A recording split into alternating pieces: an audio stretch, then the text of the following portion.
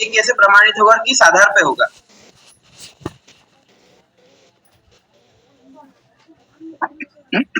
जी, ये आपका प्रश्न था और बहुत उत्तम प्रश्न है। निश्चित रूप से इसको हमें थोड़ा समझना होगा। एक तो ये समझ लीजिए कि जो भी सृष्टि है, सृष्टि में सब कुछ, जो कुछ भी है वो सब ईश्वरीय है। एक विषय तो ये है, उसका एक पक्ष ये है, ऐसा समझें। तो सब ईश्वरी प्रेरणा से है, ईश्वरी है तो वो भी है। एक तो छोटा सा पक्ष ये भी है। दूसरी बात, वेद को जो विशेष रूप से हम ईश्वरी ज्ञान कहते हैं, ईश्वरी विद्या कहते हैं, उसके पीछे मेरा अपना जो अध्ययन चिंतन का निष्कर्ष है, जो समझिए कि वेद में जो कुछ भी है वो ईश्वरी व्यवस्था का वर्णन है, ईश्वरी नियम का वर्णन है।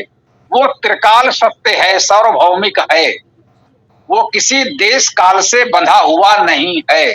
जैसा कल भी कुछ चर्चा हुई थी कि भारत में ही किसी राज्य सरकार ने कोई नियम पारित किया तो वो केवल उस राज्य में लागू होगा, पूरे देश में नहीं होगा, उसके पड़ोसी राज्य में नहीं होगा। यदि भारत सरकार ने कोई नियम बनाया है तो वो भारत में लागू होगा, भारत के बाहर लागू नहीं होगा।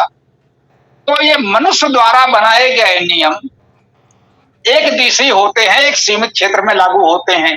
लेकिन जो ईश्वरीय नियम है, जैसे गुरुत्वाकर्षण का नियम है, गति का नियम है, जल के प्रवाह का नियम है, प्रकाश के उत्पन्न होने और उसके संचरण का नियम है, तो जो ये प्राकृतिक नियम है, वेद में इनको ऋत कहा गया है।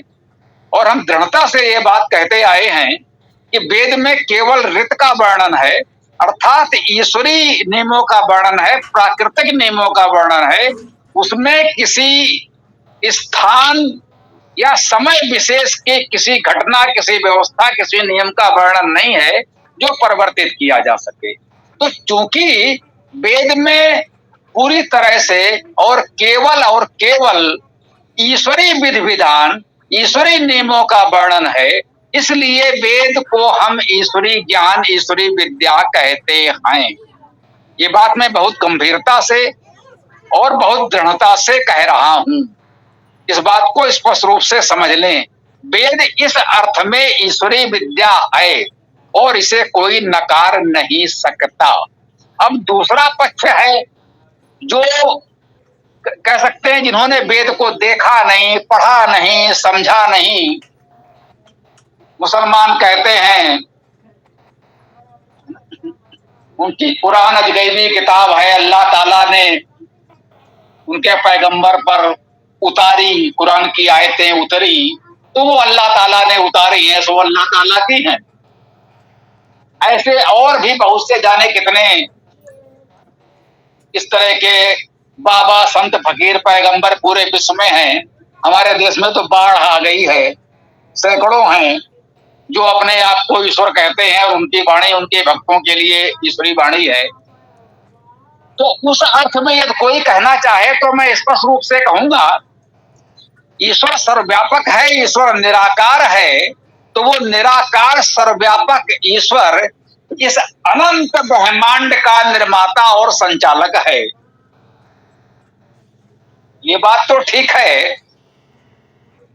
पृथ्वी पर वो किसी समय किसी रूप में निराकार ईश्वर ने कोई पथन्ना लिख करके तो नहीं दिया होगा कि लो भाई, लिख करके उसने एक पोथी पकड़ा दी कि भाई ये वेद है, ये मेरा विधि विधान है, ये मेरी विद्या, मेरा ज्ञान है, आप सब लोग इसे पढ़ो और सब लोग इसका पालन करो। ईश्वर ने ऐसा कोई पथन्ना पोथी लिख कर तो नहीं दिया होगा मेरे विचार से। यदि वो ईश्वरीय विधान उस रूप में होता तो सबको मानना ही पड़ता। किसी के बस की बात नहीं है कि ईश्वर के इस प्रकार के बनाए गए विधान को नकार सके। जैसे ईश्वर का एक विधान है तो जो आग को छुएगा वो जलेगा। अब ये विधान है तो है, इसका कोई उल्लंघन करके दिखा दे जिसमें क्षमता हो, संभव ही नहीं है। तो वेद ईश्वर ने लिख करके पोथी के रूप में नहीं दिया, जो ईश्वर ने सृष्टि संचालन के नियम व्यवस्था बनाई है, वो हमारी मानव सभ्यता के आदिकाल में कह सकते हैं कि उस समय सीधा सरल समाज था। आज के समाज जैसी जटिलता नहीं थी। उनके घर में कार है, मेरे पास क्यों नहीं है, उनके घर में एसी है, मेरे पास क्यों नहीं है, इस तरह की कोई समस्या नहीं थी। ये साधन सुविधाएं होनी चाहिए, क्योंकि कुछ था ही नहीं। पूर्ण प्राकृतिक जीवन था, निर्मल जीवन था, निश्चल निष्कपट जीवन था।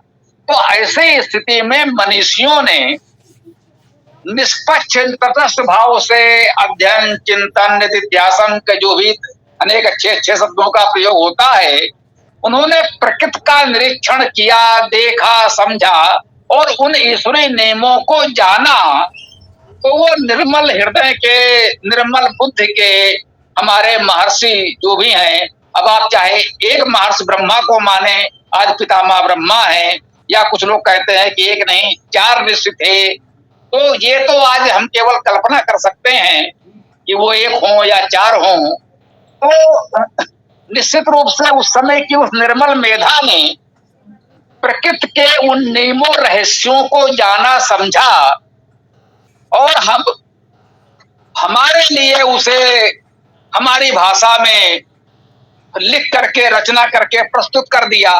तो वेद में जो विद्या, जो जानकारी दी गई है, वो ईश्वरीय नियमों की जानकारी है, वो ईश्वर के नियम है, उसकी जानकारी है। इस अर्थ में वेद में जो भी जानकारी है वो ईश्वरीय जानकारी है, किसी मानवीय कृत्य की जानकारी उसमें नहीं है। उसमें सारे ईश्वरीय नियम है, ईश्वर के कृत्य हैं, ईश्वर के कर्म हैं। इस अर्थ में ईश्वर, कह सकते हैं इस अर्थ में वेद ईश्वर की विद्या है, ईश्वरीय ज्ञान है, बिल्कुल ईश्वरीय विद्या है। परंतु यदि कोई ऐसी कल्पना करता हो कि ईश्वर ने लिख करके कोई पोथी किसी व्यक्ति को पकड़ा दी, वो चाहे एक ब्रह्मा जी हो या 4 ऋषि हो, तो लो भैया ये वेद है और सब लोग इसको पढ़ो, समझो और करो, तो ये व्यवहारिक रूप से संभव नहीं है और हास्यास्पद भी लगेगा। अब ये कहते हैं कि भाई उन्होंने समाधि की अवस्था में उस जानकारी को प्राप्त किया, ठीक है, वो कहने का अपना अपना तरीका है। मैंने यही कहा, हमारी बात में इसमें कोई बहुत अंतर नहीं है। तो निर्मल मन के मनुष्यों ने अपने अध्ययन, चिंतन, विद्या के द्वारा ध्यान केंद्रित करके, उसे आप ध्यान कह लें, समाधि कह लें, कुछ भी कह लें, उन्होंने उस विद्या को जाना, समझा, प्राप्त किया और हमारे लिए इन शब्दों में सुरक्षित कर दिया। और उसके बाद ये महत्वपूर्ण जानकारी थी, तो कह सकते हैं सुदीर्घ काल से सुन करके लोग कंठस्थ करते रहे, स्मरण करते रहे। और फिर जब लेखन कला का विकास हुआ तो फिर लेखन भी होने लगा। जब वेद में भी लेखन का उल्लेख मिलता है, तो ऐसा नहीं है कि वेद के काल में लेखन नहीं था। तो कह सकते हैं उन्हीं मनुष्यों ने लेखन कला का विकास कर लिया और उसको सुन करके भी लोगों ने सीखा। उस समय के साधनों के अनुसार यदि लिख करके भी पुस्तकें थोड़ी बहुत तैयार हो पाई होंगी, तो उसका भी लोगों ने लाभ उठाया होगा। तो इस प्रकार से वेद तैयार हुए और तब से अब तक हम तक चले आ रहे हैं। हमने जो थोड़ा सा अध्ययन चिंतन कर पाए हैं, उसके दृष्टि से मैं कहूंगा मेरा अपना निष्कर्ष ये है, इससे कोई भी सहमत या असहमत हो सकता है, वो उसकी इच्छा है। आचार्य जी, एक पंडित जी कह रहे थे कि ईश्वर शक्तिमान, सर्वशक्तिमान है और आत्मा को भी मार सकते हैं, तो ये बात कितनी सही है? देखिए, आपने कहा एक पंडित जी कह रहे थे, ऐसे करोड़ों लोग हैं जाने क्या क्या बोला करते हैं। तो इन सब की ऐसी बातों का उत्तर देना आवश्यक नहीं है। इनको इतना आपको गंभीरता से लेना ही नहीं चाहिए, ठीक है ना। मुख्य बात ये बात तो गंभीरता से समझ लीजिए कि ऐसे लोग इधर उधर गली कूचे में जाने क्या क्या बोलते रहते हैं, तो सभी बातों को गंभीरता से लेना आवश्यक नहीं है। ये देखिए उनका स्तर क्या है। यदि वे वेदों के विद्वान हैं फिर कुछ कहते हैं तो उसका महत्व है, और यदि उन्होंने कुछ पढ़ा लिखा नहीं है, वेद देखा नहीं है, फिर वो क्या बोल रहे हैं, क्या लेना देना है। हम तो ये कह रहे हैं कि अब पहले वो ये बताएं कि उनके दृष्टि में ईश्वर क्या है और आत्मा क्या है, दोनों का स्वरूप परिभाषा क्या है। पहले तो वो ये तय करें, फिर बताएं कि उनके अंतर्गत ईश्वर कैसे किस आत्मा को मारेगा। आत्मा है क्या जिसे वो ईश्वर मार सकता है? ऐसा तो नहीं, आत्मा जैसा कुछ है ही नहीं तो ईश्वर मारेगा किसे? है ऐसा तो नहीं। एक अंधेरे कमरे में वो काली बिल्ली खोज रहे हैं जहां कोई बिल्ली है ही नहीं। कहा जाता है दार्शनिक लोगों के लिए कि दार्शनिक वो प्रजाति है जो एक अंधेरे कमरे में काली बिल्ली खोज रहे हैं जबकि वहां कोई बिल्ली है ही नहीं। तो अगर ऐसे अंधेरे में वो कुछ भी टटोल रहे हैं तो उसका कोई महत्व नहीं है। वो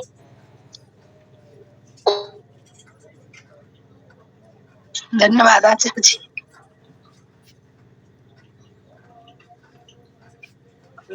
वो इस गोष्ठी में जुड़कर अपनी बात रखें तो स्वागत है। तो वो ये बताएंगे कि आत्मा क्या है, उनके दृष्टि में आत्मा का क्या स्वरूप, क्या परिभाषा है, तो फिर आगे उनसे बात की जाएगी।